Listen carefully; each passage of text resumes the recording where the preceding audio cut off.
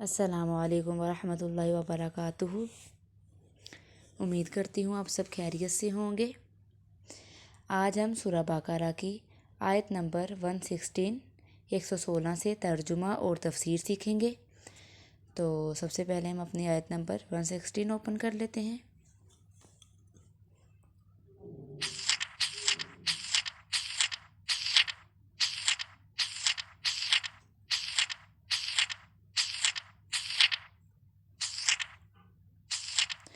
تو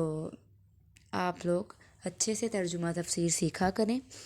اور اگر آپ کو کچھ سمجھ نہیں آتا تو آپ کمنٹ باکس میں بھی پوچھ لیا کریں، تو انشاءاللہ میں جواب دوں گی۔ اور اگر کوئی میرے سے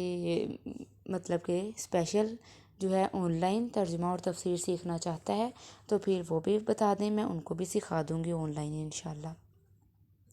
یا کوئی بھی ناظرہ پڑھنا چاہتا ہے یا تجوید کے ساتھ کچھ بھی، تو آپ بتا دیں کمنٹ میں، تو پھر میں آپ کو پڑھا دوں گی آن لائن بھی۔ چلیں اب ہم اپنی جو ہے ترجمہ اور تفسیر سٹارٹ کرتے ہیں آیت نمبر 116 سے۔ جی، آیت نمبر 116 ہماری ہے وَقَالُوا اتَّخَذَ اللَّهُ وَلَدًا۔ اب اس آیت میں جب یہود نے کہا کہ اللہ تعالیٰ کی اولاد ہے، تو اس کے بارے میں اللہ پاک فرما رہے ہیں کہ ایسے یہودیوں نے کہا کیونکہ وہ عزیر علیہ السلام کو اللہ تعالیٰ کا بیٹا کہتے تھے، اور جو نصارہ عیسائی ہیں وہ عیسیٰ علیہ السلام کو اللہ کا بیٹا کہتے تھے، معاذ اللہ نعوذ باللہ۔ تو اس کے بارے میں اللہ پاک فرما رہے ہیں کہ اللہ پاک تو پاک ہیں، تو اللہ پاک کی اولاد نہیں ہے، وہ تو آسمانوں اور زمین کے پیدا کرنے والی ہیں۔ چلیے ہم سٹارٹ کرتے ہیں۔ اعوذ باللہ من الشیطان الرجیم، بسم اللہ الرحمن الرحیم۔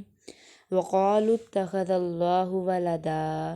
اور کہتے ہیں اتخذ بنا لی اللہ نے ولدا اولاد، سبحانہ وہ تو سب باتوں سے پاک ہے، بل لہو بلکہ اسی کے لیے ہے ما فی السماوات والارض جو کچھ آسمانوں اور زمین میں ہے، کل لہو قانتون تو سب اسی کے تابع دار ہیں، بدیع السماوات والارض وہ پیدا کرنے والا ہے، نیا پیدا کرنے والا ہے آسمان و زمین کا، وَإِذَا قَضَىٰ اور جب وہ حکم کرتا ہے امراً کسی کام کا، فَإِنَّمَا پس بے شک وہ یقول لہو کہتا ہے اس کو کن ہو جا، فیکون پس وہ ہو جاتا ہے۔ اب اس کی خلاصہ تفسیر یہ ہے کہ بعض یہودی حضرت عزیر علیہ السلام کو خدا کا بیٹا کہتے تھے، اور نصارہ حضرت عیسیٰ علیہ السلام کو، اور مشرکین عرب ملائکہ کو خدا کی بیٹیاں، جیسا مختلف آیات میں ان اقوال کی خبر دی گئی ہے۔ حق تعالیٰ اس قول کی قباحت اور بطلان کا بیان فرماتے ہیں، اور یہ لوگ مختلف عنوان سے کہتے ہیں کہ اللہ تعالیٰ اولاد رکھتا ہے، سبحان اللہ کیا محمل بات ہے، بلکہ ان کے تو اولاد ہونا عقلاً ممکن نہیں، کیونکہ دو حال سے خالی نہیں، یا تو اولاد غیر جنس ہوگی اور یا ہم جنس ہوگی، اور اگر جنس ہو تب تو ناجنس اولاد ہونا عیب ہے، اور اللہ تعالیٰ عیب سے پاک ہے، عقلاً بھی جیسا مسلم ہے اور نقلاً بھی جیسا سبحانہ مذکور کا بھی مدلول ہے، اور اگر ہم جنس ہو تو اس لیے باطل ہے کہ اللہ تعالیٰ کا کوئی ہم جنس نہیں، کیونکہ جو صفات کمال لوازم ذات واجبہ سے ہیں وہ اللہ کے ساتھ مخصوص اور غیر اللہ میں معدوم ہیں، اور لازم کی نفی ملزوم کی نفی کی دلیل ہے، اس لیے غیر اللہ ذات واجب نہ ہوگا، کیونکہ اللہ پاک کے جیسا تو کوئی ہو ہی نہیں سکتا، اور جو ہے اولاد ہوتی ہے یا تو وہ ماں باپ جیسی ہوتی ہے تو ہم جنس ہوتی ہے، تو ظاہر اللہ کا تو کوئی شریک ہی نہیں ہے، اور تو پھر اگر وہ ہم جنس نہ ہو تو پھر تو وہ عیب ہوا، اور اللہ پاک تو ہر عیب سے پاک ہے۔ اب صفات کمال صرف اللہ تعالیٰ ہی کے ساتھ مخصوص ہے۔ اب ان کی دلیلیں مذکور ہوتی ہیں، اول یہ کہ خاص اللہ تعالیٰ کے مملوک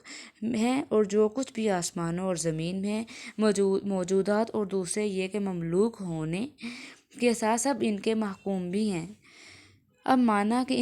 ان کے تصرفات قدرت جیسے مارنا جلانا وغیرہ کو کوئی نہیں ہٹا سکتا۔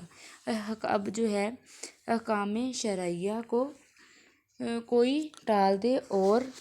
تیسرا یہ کہ اللہ تعالیٰ موجود بھی ہیں، آسمانوں اور زمین کے پیدا کرنے والے ہیں، اس کے موجود ہیں، اس کے ایجاد کرنے والے ہیں، اور چوتھے یہ کہ ایجاد کی بھی قدرت ایسی عظیم و عجیب ہے کہ جب کسی کام کا مثلاً پیدا ہی کرنا ہے، پورا کرنا چاہتے ہیں تو بس اتنی سی بات کہتے ہیں، کن ہو جا،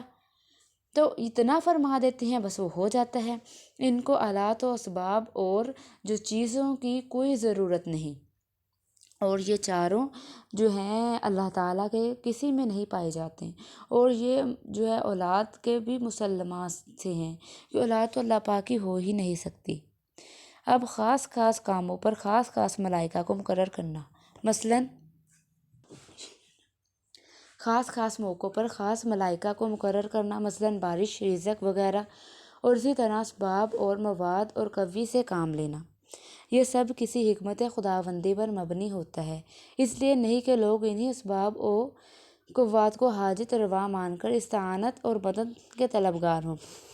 اب بیضاوی رحمہ اللہ نے کہا ہے کہ پہلی شریعت میں اللہ تعالیٰ کو سب اول ہونے کی وجہ سے باپ کہا کرتے تھے۔ جاہلوں نے ولادت کے معنی سمجھ لیے، اس لیے عقیدہ رکھنا یا ایسا کہنا کفر قرار دیا گیا۔ اب دفع فساد کی مصلحت سے اب ایسی لفظ کے استعمال کی بالکل اجازت نہیں۔ صدق اللہ العظیم۔